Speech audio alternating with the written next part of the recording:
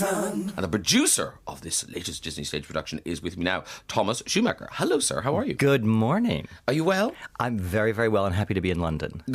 Good, because you are. Now, here's the thing. No one had your job before you had your job? No, actually, yeah, Walt Disney had never thought about doing live entertainment outside the parks. And about 22 years ago, this notion that we could start doing Broadway theater developed. And then my former business partner and I, Peter Schneider, sort of turned it into this big global thing that you see today. Wow. So you came up with it? Well, what happened is the theme park guys came up with Beauty and the Beast, which went on Broadway. And then our then chairman, Michael Eisner, who was kind of very famous in America, turned to me and Peter, and we were running Disney Animation at the time. And we were both guys who grew up in the theater, like you know, and our lives went in crazy directions for making animated movies. But he said, why don't you start a theater business and you can fly to New York on the weekends and do it? How handy, like a hobby. Like a hobby. That was the idea. And then, of course, Beauty was successful, and then Lion King changed everything. Yeah, because Lion King really did, and so obviously, Judy Taymor and all those people, put that together. So what is do you pick the film that's going to be the musical? Is that your job? Yeah, it's crazy, but The Lion King I have worked on every week of my life for the last 25 years. When I started on Lion King, it was a 4-page treatment for a movie about a war between lions and baboons. It was not going to be a musical. That was an idea of my husband's. At home, he said, why don't they sing? There was some resistance to that at the studio at the time, and now everyone thinks it was their brilliant idea. But I flew here to London to meet with Elton John to ask him to do the songs, and I sat on his sofa with his dog, rather like yours today, in my lap, as I pitched him the movie, and Elton began to work on it with, of course, my beloved Tim Rice. And then the movie became a big hit, and the chairman of Disney Studios, Michael Eisner, said, well, why don't we put this on Broadway after Beauty and the Beast? And I made one phone call, and that was to Julie Taymor. We began meeting and talking, and then we brought everyone together, and that's how The Lion King happened. And that is, that set the bar so high. Were you nervous of kind of doing another Disney musical after that? Well, keep in mind that when we were making The Lion King, everyone thought we were idiots. Right. No one on Broadway everyone thought it was a terrible idea. Everyone told us we were insane to hire Julie Taymor, who was this brilliant director, designer, theater genius. And everyone told Julie she was insane to work with these awful people from Disney. Nobody bought any tickets. Nobody cared. And then it became... our first preview of Lion King in Minneapolis, in Minnesota, in the middle of America, had a half-filled audience, and we couldn't even run the show start to finish. We had to stop in the middle to make a scene change. And we would stop for like 6 minutes in the middle of the show. It took forever to figure out how to make that thing happen. And now tonight there are 9 companies of it around the world. And you were saying you're going to China. I'm flying to Shanghai on Monday. I was just there 2 weeks ago. We're in rehearsal in Mandarin. And as you know, and as the audience here in London knows, there's always a component of actors from South Africa in The Lion King. They give it that beautiful sound quality and that great soul. But our beloved South African Rafiki has had to learn the show in Mandarin. Wow. So she'll speak Zulu and Xhosa and Sotho and all of that, but she also does the big scenes in Mandarin. That's a big ask. That's... Well, she's great. She also did it for us in Brazil and learned Portuguese. Well, what a life. When she retires, UN translator, she's set for life. So Aladdin, 1992 was the movie. Why? Because this seems a really obvious choice. Why is it taking this long to go, let's put that on stage? Well, actually, I couldn't figure out how to do it. My very first day at Disney Studios in 1987, I walked in the door. I was a theater guy, and they showed me what a storyboard was. And they pitched to me the song Friend Like Me. And it was in early stages of production, and then the show kind of got canceled and then put back on. The film went through this crazy process of going from a big musical comedy to become what the film you and your listeners grew up with, which is an action-adventure movie with 5 songs in it. And I couldn't figure out how to turn that into a musical. And people kept asking me about it. I couldn't figure it out. And it was while we were developing a version of this for like Amdram. All these Amdram groups wanted a 2-act version of Aladdin. And we met and we talked about how could we do it. And in the process of developing that, suddenly it hit me how this becomes a Broadway musical. And Casey Nicholaw, the genius who directed and choreographed it, and of course you also know him from Book of Mormon, Casey came in, and that's the show we have today. But I couldn't see it at first. But why do you need to see it? Why not just why not call the Casey guy and say, hey, do this, and then when he comes in and you go, that's not very good, do it again. That is kind of a Hollywood model that I don't ascribe to. If I don't feel it or see it, it is Herculean to mount one of these shows. Now, we're living in a time of great strife around the world, so let's not overrate the difficulty of mounting a musical. But as far as artistic collaborations go, I think the classic musical would be the hardest one, and I'm sure Cameron and Andrew and everyone here would agree with me. It's so hard that if you don't see it in your head, if you don't have a vision for it, you cannot lead this process. And I think because you've had so many hits, I mean, a couple of flops, but mostly hits. But that's what I was going to say. So, because you've had so many hits, what went wrong? What do you look at the flops and kind of think, damn, I'd like to have another go at that? Or do you kind of think, why did we ever start that? Yes and yes. But first you go, why did we do this? Was this a terrible idea? But in the case of, we did a production of Little Mermaid, a beloved movie, and we did what I intended to be a beautiful production on Broadway, and it just didn't click at all. And it was when our European partners came to us at Stage Entertainment in Holland, and they said, would you like to try again? I said, yes, please. And I hired our mutual friend, Bob Crowley, the most beautiful designer in the world of theater. And he created a whole new vision of sets and costumes. Alan Menken, who, of course, composed Aladdin and Beauty and the Beast and Little Mermaid, joined back in. We did rewrites. We changed it. And now we have a hit production that displayed Holland and is currently running that production in Japan. So it's nice to get a second try. But I take full responsibility for the first one. I did it wrong. Okay. And something like... so. Like, how did Tarzan end up on stage before Aladdin? That to me seems crazy that, because Tarzan seems like a much harder thing to do than Aladdin. Well, crazy would be an operative word in our business. But I think we could see a way in on Tarzan. It was a fresher idea. And of course, Aladdin had two barriers that today, and when you and your listeners, if they get a chance to see the show, the two things everyone told me on Aladdin would be impossible to do were a flying carpet and to find a way to present the genie that wasn't the shape-shifting Robin Williams, rest his soul, who was such a genius. Yeah. And those were two big barriers that seemed tricky to crack.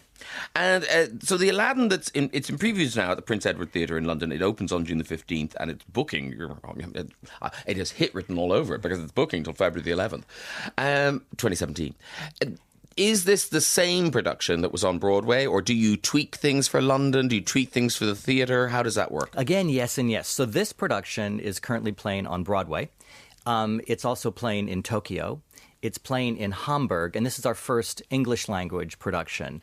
And then we'll go this summer to Australia and mount it at the Capitol Theatre in Sydney. This is Broadway. This is Bob Crowley's beautiful set, Greg Barnes' astounding costumes, Natasha Katz's it's just stunning lighting. But of course, we do tweaks and adjustments and adaptations. But this, if you saw both productions, you'd say these are absolutely the same ones, although we adjust some of the humor, words that don't mean the same thing, and a little local color. And has anyone come from the Broadway production? Yes. Trevor Dion Nicholas, who plays the genie, is one of the genies from Broadway. And that was his Broadway debut. He's an astounding performer. And he has come over to play the genie here. Wow. Because as you were saying, I mean, that's a difficult task because Robin Williams really that's an indelible kind of performance. Sure. And one thing that makes it possible, though, is that Robin was not the original idea for the character. The late, great Howard Ashman, lyricist, producer, theater genius, and Alan Menken actually created the genie role to be sort of a Fats Waller, Cab Calloway, Cotton Club Harlem Renaissance performer. And that's what they wrote him to be. And then when we did the movie at Disney, and I was there for that, we went through all many ideas, but then it was Robin Williams. But the Robin Williams performance, is actually three people. It's, of course, Robin. But Robin would riff for 30 minutes, and you'd get 4 minutes of dialogue out of it. But it was also a brilliant animator named Eric Goldberg who created this wacky, shape-shifting thing, the way he would change characters. And you think that's Robin, but, of course, it's Eric's brilliant animation. And then the secret hero is a guy named Don Ernst, who edited all of Robin's tracks down to the essence. So what Robin did is a wholly specific filmic thing. And what we're doing is a complete stage idea that is actually in the DNA of the music. People have been in touch, listeners and what Oh, have you get emailed questions, don't you? Yeah. So here we go. Now, Dean in Newton Abbot has possibly broken into your house. I don't know. Do you still have those 2 ventriloquist dummies of Paul Winchell in your New York office, and how did you come to own them? I know nothing about this. Yes, I was a puppeteer, and I put myself through college as a puppeteer, which is ironic since I produced the largest puppet show in the world, known as The Lion King. But that's why I know so much about puppetry and how Julie Taymor and I bonded. Yes, I do have a Jerry Mahoney and a Knucklehead Smith, who were my best friends when I grew up on TV. I loved them so much. And these are from Paul Winchell. They were not on TV. He made a set of them about 20 years ago. There were like an edition of 5 or something, and I have one of them. Oh, wow. Brenda in Dundee, what was the first Disney film you ever saw, and which is your favourite? Oh, it's like Sophie's Choice. Brenda, you push him too hard. The first Disney film I ever saw in a theater was The Jungle Book at the Alex Theater in Glendale, only a mile from Disney Studios, because that's where I grew up. And my favorite of Walt's films is Lady and the Tramp. Do you know, I don't think I've ever seen Lady and the Tramp. I mean, I've seen the famous spaghetti thing and all that, but I don't think I've ever... It's not a musical. It's a film with music, but the principal characters never sing, and we don't move the plot forward of the song.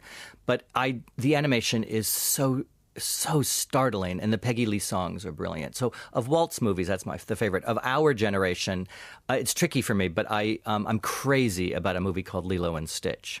Oh, I've seen that. Yeah. That's cute. Now, Nick from Shoreditch. Unlikely that Nick lives in Shoreditch, but he does. A stage version of Frozen opened this week at Disneyland in California. I'm assuming you know that. It's not news to you. Is this the one that will head to Broadway? And are there plans to bring Frozen to the UK? I would say yes or no. Frozen, of course, it's probably the topic I'd asked about most. In fact, this very week, I was in Bob Crowley's studio with the director, Alex Timbers, and Bob, who's doing the set, looking at concepts for how we're going to mount it. What happens inside our company is the theme park group, who are so sensational, they always do their own entertainment. And so there's going to be a version of Frozen, which just opened this week, in Anaheim, in California, and that is created by them. And then there's another set of Frozen performances that happen on some of the Disney cruise lines. But just as has always happened with any of the shows, Beauty and the Beast, Aladdin, the Broadway version is an expanded version of the movie. So if the movie is roughly 90 minutes long, ours is a full-length evening. So we do the opposite of what they all do. They create the movie for you, but live. We take the idea of the movie, expand it, explore new themes and new elements, and create a full-length, proper evening of theater. So it's a different team and different material. So where are you in that process now? We are in the middle of everything, design, writing. We just did a reading, which is all public. People know. We did a reading in New York with professional actors, and all my family from California, the chairman of the studio and all that came, and we read it out loud with proper Broadway actors, hear it and sing it. And you've done readings before. We just did that. We're in the middle of set design work, special effects work, exploring all the elements. And if we stay on track, which we better, we'll be in Denver in the summer of 2017 for an out-of-town tryout. Wow. Now that Disney this is from Claire in Peterborough. Now that Disney owns Star Wars, how long will it be before we see Luke, Han, Leia and Darth Vader warbling on stage? If Claire has a really, really good idea, I'd love to hear it. There is that terrible Christmas special, isn't there? They did a TV version. Have you seen that? I haven't, but now I'm going to be drawn to it. Oh, no, it's on YouTube. It is genius. I don't have an idea for this, although other people have found ways to do live events around Star Wars. Yeah, I'm not sure it lends itself to musical. But I have learned over time that things that people say won't work that do work, I never say no anymore. I just say I don't yet know. Celine in Shrewsbury. I love Disney's Aida on Broadway. Did that ever come here? It never came here, did it? No, it didn't come here, although we are remounting it again for another European tour, and it still plays in Japan. I like that. It still plays in Japan. They love it. Will Elton John be working with Disney again on a future musical? I would love that, and in fact, we're in contact about lots of stuff together. Okay. Isaac in Shrewsbury. I wonder if he knows. Celine in Shrewsbury. Isaac wants to know, and this is a good question, what was the last piece of theatre you paid to go and see? Well, because I'm a Tony voter, I don't pay on Broadway to see a lot of theatre because we get invited to see everything. The last thing I paid to see, it's a really good question. I get invited to everybody's openings. It would have been something here in London, but I can't remember what that would have been. Okay. That's a really good question, because it does speak to the complexity of access to theater for all audiences. Yeah. And when are the Tonys? Are they this weekend? Next weekend. Next weekend. I'll be here. I'll miss them, but I have nothing nominated, so why get dressed up? Exactly. I'll be in my sweatpants. Take that, Tonys. The New Amsterdam Theatre is one of the oldest surviving Broadway venues. How important is it for Disney to always open their latest show there? I didn't know you did. Bill in Wimbledon. We don't always open shows there. We have open shows in other theaters, but we always have one of our productions in there. It is built in 1904. It's the home of the Ziegfeld Follies. If you know Funny Girl, that's where Fanny Bryce happened with those Follies. It's only the second theater on Broadway to have electricity. It's been lovingly restored by our fine company, and it's really a jewel on Broadway. Okay. I like this question too. Naomi from Penge. Is there such a thing as the best seat in the house? Mm-hmm. There is the best seat in the house, but it's your taste as to where you like it to be. For example, many people want to be 10th row center. I prefer to be in the center of the dress circle. I like a little higher. Oh, okay. I like stalls, me. I do. Stalls bar tends to be bigger. That's it. You get served faster. Bar is a little bit bigger. Yeah. I have tickets to see Aladdin next month, and I'm very excited to see how they've recreated the magic carpet. What challenges did this pose in bringing it to the stage? Kind regards, Mick Jewett, who's in Newcastle upon Tyne. I appreciate that question and the regards. The concept is two important people, a brilliant illusion designer named Jim Steinmeier, who we've worked with a lot, and we did a lot with David Copperfield and all that. And we worked with Jim for many years, going back to Beauty and the Beast, and of course he did Mary Poppins for us as well. So there is the illusion of levitation, and then there is the universe it's set in. And I see that we've taken a different angle on how to present it, but in fact it is a stunning illusion, the carpet floating on stage. And it must be, for you, when you cracked that and saw an audience react to it, that must make your whole job worth doing. Well, the fun of that one was the idea we had explored on Mary Poppins, but it couldn't work, the illusion itself. And then I called Jim and said, what if we use that concept for the carpet? And a company built it for us in Pennsylvania. And I went into a studio, like just a laboratory, not lit. And this carpet was floating around the room, made out of wood at the time. And my jaw dropped. Oh, can I just say, with that one story, you have sold more tickets than the whole rest of our conversation. Aladdin, it's in preview at the Prince Edward Theatre in London. Opening night is June the 15th, booking on until February the 11th, 2017. Thomas Schumacher, it's been fascinating. We should do a documentary on Radio 2, I say. Thank you so much for coming in. It's been a pleasure.